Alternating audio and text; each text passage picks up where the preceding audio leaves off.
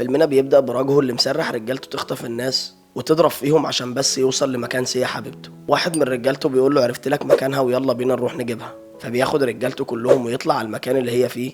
فبتكون بتصور مشهد فيلم في الشارع. ابوها بيحاول يبعدهم عنها بس بياخدها راجهو وبيركب بيها الطيارة وبيطلع على بانكوك. ابوها بيروح للشرطة والاعضاء المجلس ولكل الناس، بس اي حد بيعرف ان اللي اخدها هو راجهو بيقول له بره عني الموضوع ده بقى روني اللي معاه طفل خايف عليه قوي مش بيتكلم، بيلف بيه على كل المستشفيات، وعشان يخليه يتكلم الدكتور بيقول له ان في دكاتره متخصصه في حاله الولد قاعدين في الهند كام يوم، فحاول تجيب فيهم الفلوس بسرعه عشان تلحق تعرضه عليهم.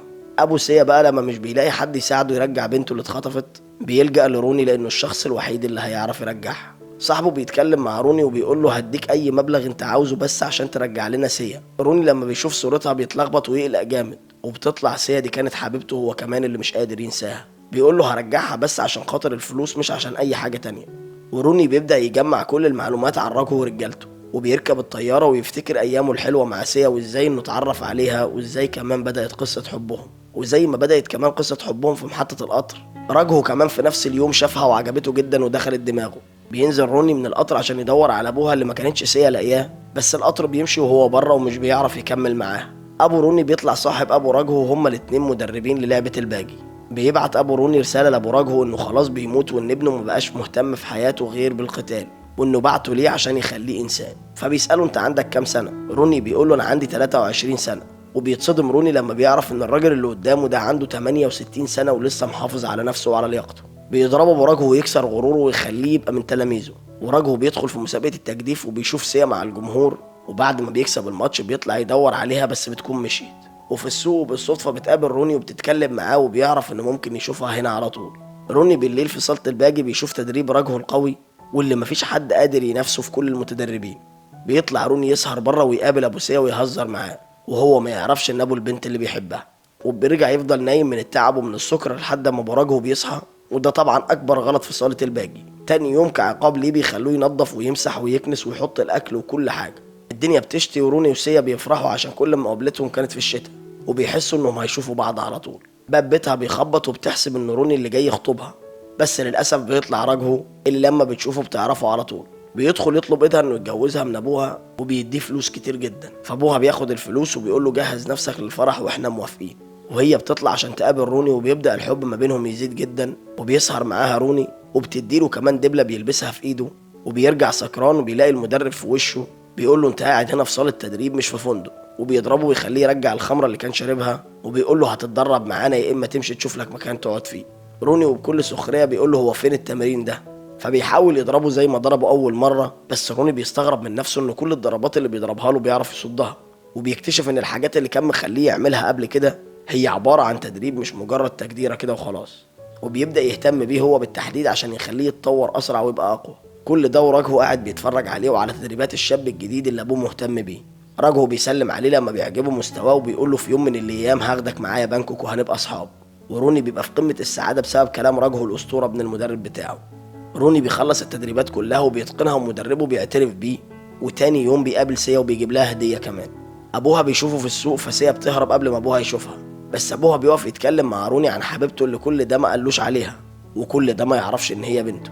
بس بيشوف في ايده الخاتم اللي كان مع سيا واللي اديتهوله سيا هديه في مره وهم بيتكلموا، وبيعرف ان بنته هي البنت اللي بيحبها روني.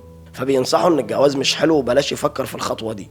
وبيروح يقول لباجو ان روني وسيا بيحبوا بعض وانه مش عارف يعمل ايه. فبيقول له انا هتجوزها حتى لو اضطريت اقتل الواد ده عشان خاطرها. وابوه بيسمعه بيقول كده فبيقول له مش هسيبك تقتل حد طول ما انا عايش. فبيقعدوا هما الاتنين ياكلوا مع بعض زي ما هما متعودين، وابوه بيقول له بكره هتروح تتجوز البنت اللي انا اخترتها لك. فبيقول له حاضر طبعا يا ابويا، وبيطلع حاطط له السم في الاكل عشان يخلص منه، وكل ده عشان خاطر سيا حبيبته. بيبعت رجالته تجيب له روني والطفل اللي معاه، بياخدوا منه الطفل ويحاولوا يضربوه، بس طبعا يضربوا مين؟ ده روني يا جدعان. روني بينقذ الطفل بعد ما بيديهم علقه محترمه، بس راجهو بيجي بنفسه عشان يضرب روني، وكل ده وروني اصلا مش فاهم هو في ايه ولا بيعملوا معاه كده ليه. باجهو اقوى من روني طبعا فبيضربه ويقول له انا اقوى منك ومنه وهو عمره ما كان اقوى مني. روني بيقول له ليه كل دوت وايه اللي حصل؟ بيقول له عشان انت دخلت في حياه سيا اللي انا بحبها واللي انا هتجوزها مش انت. فبيقول له بس هي بتحبني انا مش انت. بيقول له انا اقوى منك والست بتحب الراجل القوي. فبيقول له تمام هنشوف مين فينا اقوى. وبتوصل رحله روني اللي في الطياره لبانكوك وبتقطع حبل ذكرياته مع سيا وراجهو. وراجهو بيدخل لسيا ويقول لها مكان جديد وهدايا جديدة بس نتجوز بقى. فبتقول له انسى ان احبك او اتجوزك. فبيقول لها محدش هيجي هنا في المدينة بتاعتي ينقذك مني ابدا. وبيوصل روني لمكان فيه قتال بالمراهنات عشان يكسب شوية فلوس يتحرك بيهم، وكمان يعرف رجالة راجهو ان هو بقى في المدينة. صاحب المكان بيصوره بعد ما بينبهر بمستواه عشان يعرف ده مين. بيقف لوحده بعد ما كسب الرهان ويفتكر لما حرقوا المدرب بتاعه بعد ما قتلوا راجهو، وبيمشوا كلهم ويفضل روني بس اللي بيوعد المدرب بتاعه انه مش هيعمل اي حاجة غلط تاني وهيوصل كل اللي علمهوله لكل الناس. وبيروح يقابل سيا ويقول لها ان ابوها وراجهو متفقين عليهم عشان بس يوقفوا في طريق حبهم. فبتقول له انا كنت حاسه انك من النوع ده وانك اصلا مش عايز تكمل معايا، وبيسيبها ويمشي. ابوها كمان بيرجع البيت ويكمل التمثيليه عليها ويقول لها روني ضربني عشان بس قلت له ارجع وحاول تتكلم معاها تاني، ورمى كمان الخاتم ده في وشي. لما بتشوف الخاتم بتتاكد طبعا ان كلام ابوها صح ومش بتشك فيه، فبيقرروا انهم يمشوا من المدينه دي خالص. وبيطلع انه خاتم مزيف لان روني لسه معاه الخاتم بتاعها اصلا في ايده. وبعد ما صاحب مكان المراهنات عرف ان ده روني بيطلع وراه برجالته عشان يجيبه. بعد ما بيهرب منهم شويه وبيضرب منهم الباقي بيقدر يمسك القائد بتاعهم عشان يعرف منه مكان اللي بعته. وبيطلع في اوضه 44. بيروح هناك ويلاقي في الاوضه الدراع اليمين لراجهو ومراته. بيضربوا ويهددوا ان هيقتل مراته عشان بس يعرف مكان سيا. فبيقول له خلي بالك راجهو بقى مجرم كبير ومش سهل خالص انك توصل له لانه موجود في مكان مليان باجهزه انذار وافراد امن كتير، والمصاعد كمان هناك شغاله بالبصمات، وفي كل دور هتلاقي رجاله متدربين وجامدين. ولو عرفت تعدي من كل دول هتقابل يونج اللي هو عباره عن آلة قتل مش مجرد انسان. وفي الاخر خالص في الدور العاشر بقى هتلاقي الاوضه اللي قاعد فيها راجهو ومعاه سيا. سيا بتحاول تضرب راجهو فواحد من رجالته بيضربها على راسها من ورا فبتقع وبيغمى عليها. ومن حظ روني ان راجهو بيتصل بصاحبه ودراعه اليمين عشان يجي يساعده، فروني بيقول له رد عليه. بيعرف منه انهم اخدوا سيا وراحوا على المستشفى فبيطلع على هناك. وفي الوقت اللي راجهو قاعد متوتر على سيا ويونج كمان متوتر وقلقان على اخوه اللي روني كتفه وحطه في العربيه، روني بيعمل نفسه دكتور عشان يدخل لسيا وينقذها. بيدخل روني لسيا وبتشوفه، بس اخو يونج بيعرف يمسك التليفون بتاعه ويرد عليه ويقول له انه متكتف ومحطوط في العربيه. وراجهو بيحس ان في حاجه غلط فبيفهم اللي حصل وبيجري على الاوضه بتاعت سيا. وهم بيحاولوا يهربوا راجهو بيمسكهم وبيقول له طب انت يا عم عرفت تيجي هنا هتعرف تهرب بيها مني ازاي؟ وبيرفع عليه المسدسات لكن روني بيطلع سكينه ويحطها على رقبه سيا وبيعمل نفسه انه هيقتلها لو حد منهم اتحرك من مكانه. فبينزلوا الاسلحه كلها على الارض وهو بياخدها وينزل في المصعد. راجهو بيفك خرطوم المطافي وبينط بيه من الازاز عشان يلحق سيا، واول ما بينزل مش بيلاقيهم وروني بياخد سيا ويطلع بيها بره المستشفى. ويونج بتجيله صوره اللي ربط اخوه وبيبص يلاقي روني قدامه، بس روني بيركب التاكسي وبيستغل خوف راجهو على سيا وخوف يونج على اخوه وبيقدر ياخد سيا ويهربوا.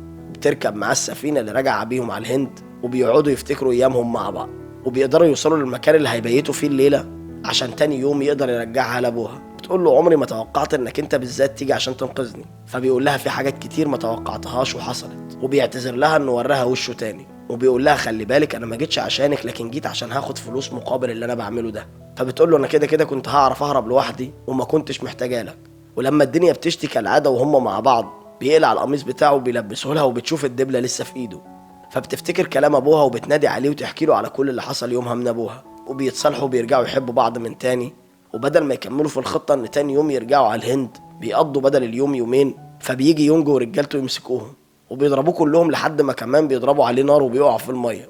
وراجهو بياخد سيا ويقول لها كده خلاص هو مات ما فاضلش غيري، عشان دلوقتي انت قدامك اختيار من اتنين، يا يعني نتجوز وانت موافقه عليا ومبسوطه يا اما هبعتك تتجوزيه في العالم التاني.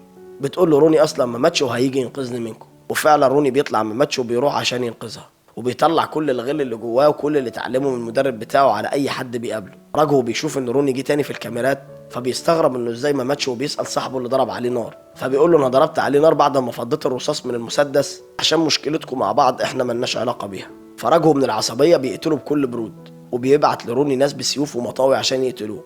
روني بيخلص عليهم واحد ورا التاني وكمان سيا بتستغل انشغالهم عنها وبتهرب منهم. فراجهو بيقول ليونج انزل وخلص على الاتنين.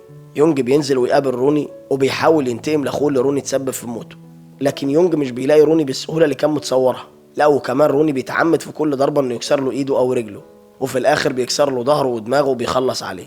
ويطلع بقى عشان نشوف المواجهه اللي كلنا مستنيينها من اول الفيلم ما بين راجهو وروني. راجهو بيلاحظ تطور رهيب في مستوى روني بس لسه هو الاقوى وبيقدر يوقعه على الارض، وبيقول له كمان انا قتلت ابويا عشان سيا وانت مقارنه بيه ولا حاجه. بيفتكر روني مدربه ويقوم عشان ينتقم وبيقول له انت من دمه بس مهاراته كلها عندي انا.